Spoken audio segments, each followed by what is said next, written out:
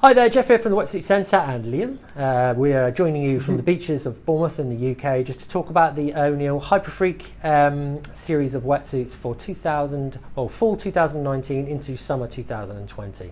This is pretty much our most popular winter wetsuit this year. And it is one of the most popular summer wetsuits we do. It sort of sits in the middle of the range of the Oneill series, but it's by far and away the most flexible wetsuit in their series and potentially one of the most flexible wetsuits on the market, which has made it the reason that it's so sort of popular, because everyone likes to have that freedom of movement when you're out in the winter. So the suit for this year has a few fundamental changes. Now the actual sort of construction of the suit is very, very similar to last year. It's pretty much the same, but what they've done for 2020 is introduced an extra 0.5 mil of neoprene into some of the wetsuits. And that is basically because the neoprene is so flexible, they feel they can add the extra 0.5 mil to give a bit more warmth without compromising the flexibility. Now the other sort of big change, or the fundamental change, is the suit that Liam's wearing here. This is the hooded 5.4 in the Hyperfreak series. Now this particular suit is a godsend for a lot of people in the UK, where wearing a hooded suit is sometimes wearing a hood is definitely required, apart from for the really hardy people, to stop the ice cream headaches when you're duck diving or when you're falling off into cold water. And so to have a wetsuit that is really flexible still, but also warm enough to keep you warm through the winters in the UK is a bit of a godsend, and it's one that we've all sort of tried and we've all gone for within the Wetsuit Centre, so strongly recommended.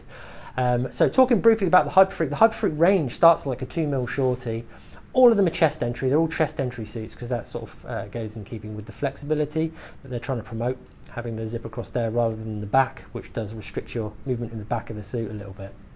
So they've got a huge amount of suits. You've got the 2 mil shorty, 4 mil, you've got 3 mil, 3.2s, and so when you're looking on the website and you see 3.2, 4.3, that basically means the thickness of the suit. So 4 mil on the body, 3 mil on the arms. So you've got every kind of variation you could want from summer right the way through the winter. And the warmest suit will be this one, which is with the hooded Hyperfreak 5.4 plus with the integrated hood. Which is really good, and it's sort of down to sort of how thick you go, really down to your cot tolerance for the cold. But if you've got any sort of unsure about what you should be wearing in the water temperature, give us a call. But essentially a good sort of good frame of references in the UK, where the water temperature gets down to sort of 7 degrees Celsius, 8 degrees Celsius, you'd definitely be in a 5 mil. Once it gets up to sort of 12, 13, 14 degrees, then into a 4, and then once it gets warmer, sort of 18, 19, then you're in a 3 mil, and then anything beyond that, you are sort of into shorties, short arm, long suits, basically. So that's a good sort of point of reference. So the Hyperfreak, what's it all about? It's basically really about the quality of neoprene, and the neoprene we're talking about is in the arms here, which I'm going to give you sort of zoom in on our little technical cam here. Basically, get this bad boy working. There we go. It's this TBX3 stuff, but as you can see it on there, you see it sort of textured. And what that is, it's basically the foam inside. The actual neoprene is called NV foam, and it basically has a lot of cells of air within the neoprene, which allows it to not only stretch a lot, but also retain quite a lot of heat within the wetsuit. Okay, so the benefit of that, having all the air, is increased warmth, but also you've got a huge amount of flexibility. So if I grab the suit, now once we got our hands on this suit, we were just basically blown away about how flexible it is. So you look at the sort of flex in the suit there, a huge amount of stretch, and as Liam, you can sort of corroborate, how does that feel when it's on in terms of 5 mil suit? Yeah, it's very flexible, especially compared to some of the ones, especially with the smooth skin on the front. It's very, very flexible. It feels more like a 4.3 suit, very easy to move around in. So that's the good thing about the TBX3 neoprene, and that neoprene sits around the sort of shoulders and the upper part of the wetsuit where you need most amount of flexibility. And having that sort of extra cells of air within the neoprene traps more warm air as it leaves your body on, and it uses that to insulate you. So it's really, really still warm, the neoprene, although it is so flexible. Now, that is the bonus side. As Liam said, you don't have the smooth skin on the chest, which some people might see as a downside, because that is good to keep wind out of the suit. Okay, so although you're getting a huge amount of flex, perhaps the downsides of the suit might be that there are warmer suits out there. So something like the Psycho Tac within the Oneill series is going to have air insulation, thermal lining, and all that kind of thing, which will mean that it's warmer. Okay, so some people that really feel the cold might not want to sort of gravitate towards the suit unless it's in the water slightly warmer in summer. But this particular suit is all about flexibility. So if that's your sort of priority, it's the one to go for. So if Liam spins around, You can see the sort of like the paneling on the suit is really sort of promoted to, again, just giving ultimate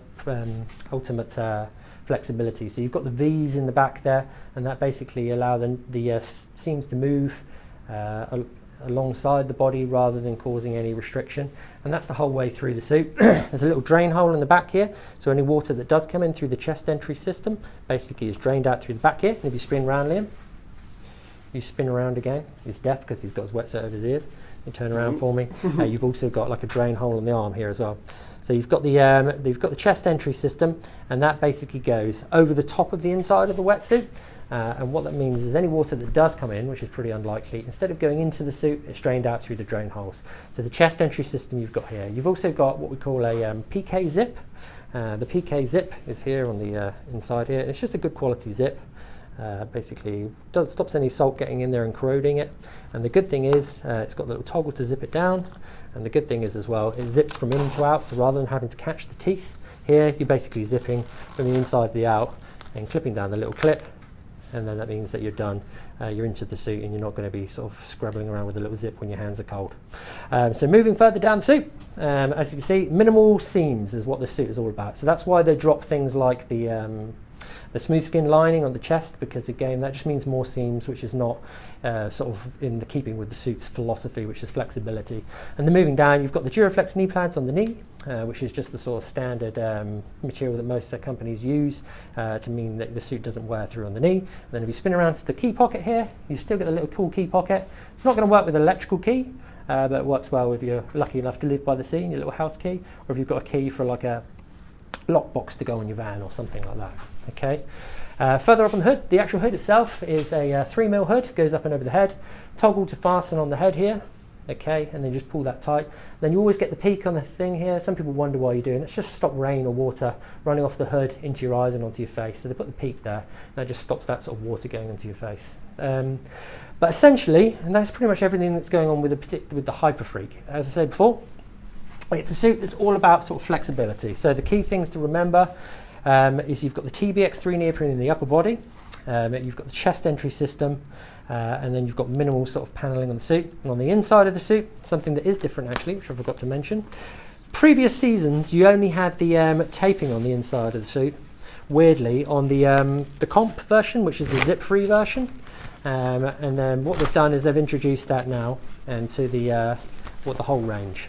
Okay, and as I mentioned before, because of the neoprene, the TBX3 is so flexible. What they've done is we've got the taping there, so you can see that. It'll come a bit closer to the camera there. So you've got that taping the whole way through the suit. That's flat taping, just gives the suit a bit more longevity. It gives a bit more of a shelf life. So what is fundamentally great about this neoprene is the flexibility, and that's why they've added on 0.5mm on certain ranges of the suit. So you've got 0.5mm extra in the 5mm, on the 4mm, and then on the comp version it's just the standard 4.3. So again, you don't have the extra 0.5mm on the 4.3 or on the 5.4 because it's basically the comp suit is just ultimate flexibility. So they don't want an option for people that don't want that 0.5mm extra basically. But on sort of like the 3.2 and a couple of other suits, you do get that plus. Where you see that plus, that means you're getting the extra 0.5mm of neoprene. So because the neoprene is so flexible, that's going to give you a bit more warmth, but really you're not going to feel any more restricted than you were before. Okay, so that's pretty much everything going on with the Hyperfreak series for 2020. It's a particularly good suit for people that want flexibility as the key priority. Downsides of the suit is there are warmer suits out there, obviously, with loads of thermal lining or anything like that, but they're obviously going to be more heavy. And another downside of the suit is because the neoprene is so flexible. If you look after the suit, you should still get 2 to 3 years of use out of the suit. But there are going to be more robust wetsuits out there that have stiffer neoprene, basically. So you've got to look after the suit. So there are suits with perhaps a longer shelf life or that don't require as much tender care. But in terms of a good quality wetsuit, Liam, have you got one of these for this year? I've got one of these for this year, nice and flexible to try and go out, especially when I'm trying to go out early in the morning. It makes it a lot easier to put it on. That's the main thing, gets you out in the water, and that's the most important bit. Yeah, exactly. Yeah. So maybe it's one of those suits you could have for a sort of afternoon surf where it's you're not going to feel the cold as much, but it's down to how much you feel the cold and everything. But essentially that's the Hyperfreak for 2020.